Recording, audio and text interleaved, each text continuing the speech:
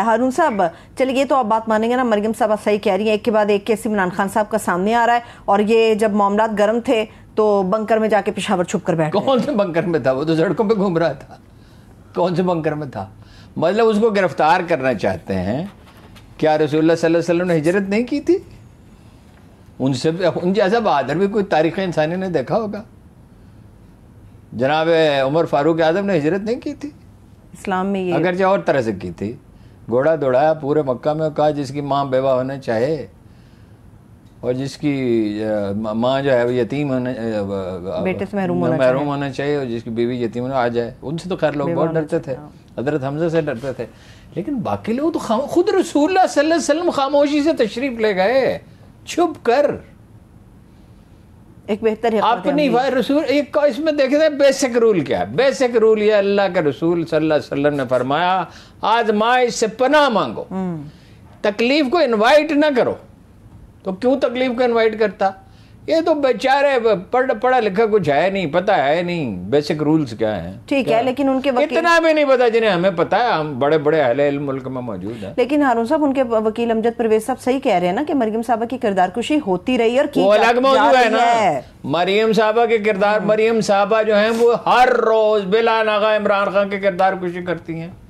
मरियम की भी होती है जो बिल्कुल गलत है, बहुत ही गलत है, और दोनों पार्टियां करती हैं, पीटीआई भी, ये भी। बाकी कोई करता है तो कम करता है, बहुत कम। असल में ये कारोबार शुरू किया था उन्होंने, एमकेएम ने। नतीजा क्या निकला? जूते खाए, जलील और रुस्वा हुए, पागल हो गया जिसने ये कारोबार शुरू किया था। पागल हो गया ना, और खुदा ने उसको निशान इबरत बना कर जिंदा रखा। मुतालबे तो उनके गलत नहीं थे। उनका कौन सा गलत मुतालबा था जी? कोटा खत्म करो। अगरचे वो कोटे के लिए कभी हड़ताल उन्होंने नहीं की। मुलाजमतें दो, सनती तरक्की होनी चाहिए, उनके हुकूक होने चाहिए, वो मुतालबे करें, वो जो जमहूरी तरीके से करें। पाकिस्तान में जुलूस निकालने पर पाबंदी है, पुरअमन होना चाहिए। हाँ ठीक है, पुरअमन होना चाहिए। चले एक नुक्ते पे तो इत्तेफाक कर लेना, नवाज शरीफ साहब ये जो कहते हैं कि मेरे बच्चे मेरे कभी जेर कफालत नहीं रहे। मैं क्यों इत्तेफाक करूँ इस बात से? बाप है, अरे पति भी है, तो बच्चे उसकी जेर कफालत नहीं है, ये क्या बात है? दादा जान ऐसी मजे, ये क्या बात है?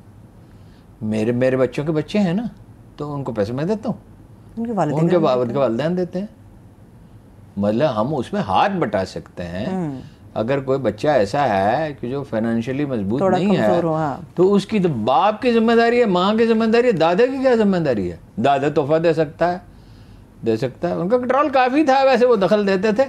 लेकिन मोहतरमा कुलसूम नवाज ने कभी अपने ससुर की बात कम मानी है, और मरियम ने तो कभी मानी ही नहीं। ठीक है, क्या ये बात दुरुस्त है? फवाद चौधरी साहब ये जो क्लेम कर रहे हैं, दावा कर रहे हैं कि कुछ मुनहरे फराकीन वादा मुआफ गवाह बनने के लिए तैयार हो गए हैं? हो सकता है तैयार हो गए हों, इसलिए कि भाई उन्होंने देखा ये पॉपुलर पार्टी है। लेकिन ऐसे भी अरकान है जो नून लीग के साथ राब्ते में है, जो अभी पार्टी में मौजूद है। पंजाब के अंदर डेडलॉक बरकरार रहेगा? बरकरार रहेगा, वो तो अदालत ही फैसला करेगी। ज़िमनी इलेक्शन का क्या होगा? ज़िमनी इलेक्शन में धांधली ऐसी होगी कि लोग याद रखेंगे, पिछली पुरानी सारी धांधलियों को भूल जाएंगे। तैयारियां हो रही हैं, वो कोई शक ही नहीं है। एक आदमी ने सारी जिंदगी एक पार्टी ने एक काम किया है, तो अब नहीं करेगी, जबकि उनका इक़्तिदार ही पंजाब में धांधली से मशरूत है। ठीक है, महमूद रशीद साहब, मैं उन लोगों को जानता हूँ, उनके नाम जानता हूँ, उनके पस मंजर जानता हूँ जिन्हें ये जिम्मेदारी दी गई है। मैं उनके नाम नहीं लेने चाहिए, फितना पैदा होता है जिन चीजों से उनसे गुरेज करना। इमरान खान साहब के जलसे कारगर होंगे? कहने की बात है, कोई हमेशा कारगर होता है। गर्मी तो बहुत ज्यादा है पहले भी गर्मी थी जिस तब उसने जलसे किया था। सख्त मौसम में लोगों का निकलना मुश्किल होता है। आज चले, आपका अंदाजा मुमकिन है सही है, मेरा गलत है।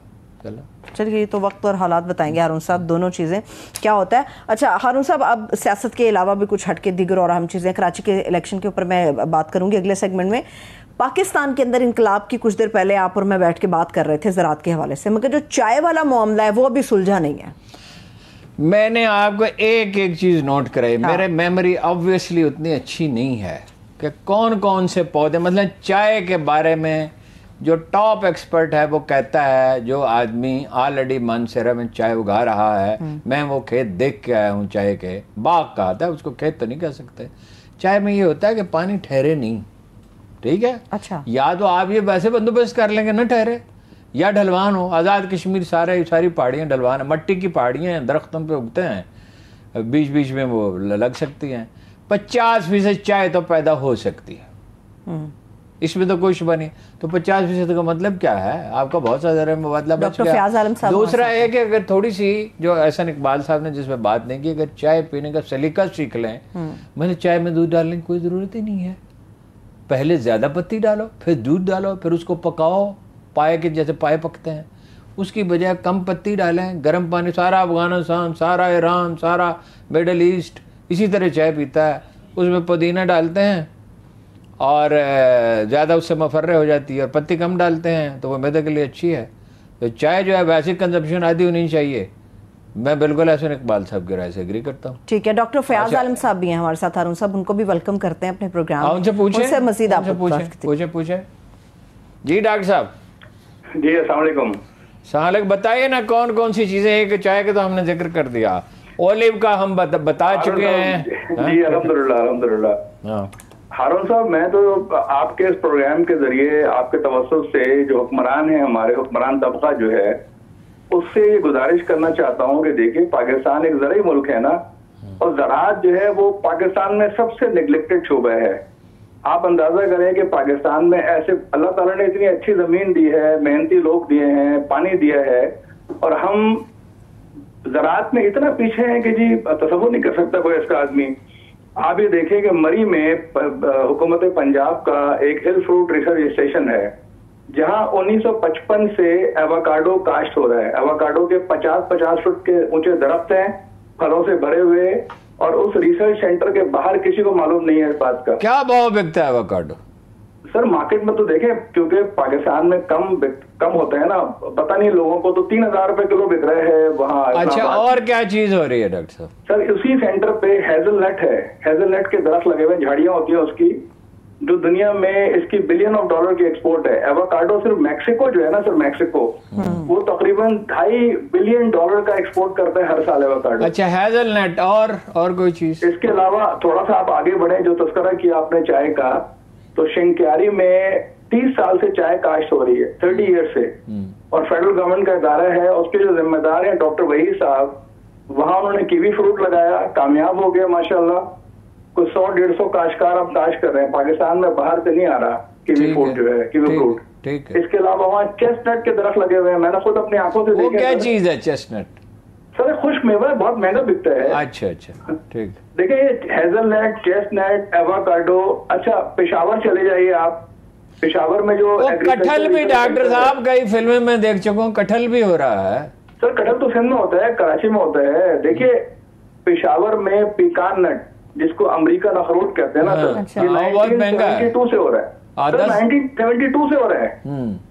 असल मसला देखिए हारून साहब, गुजारिश ये है कि ये हुक्मरानों को चाहिए कि पाकिस्तान में ना एग्रीकल्चर का कोई थिंक टैंक बनाए, उसमें प्राइवेट सेक्टर से लोग रखें, उसमें ऐसे अफराद को रखें जो अमलन काम कर रहे हैं, सिर्फ कागजी हीरो ना हो वो।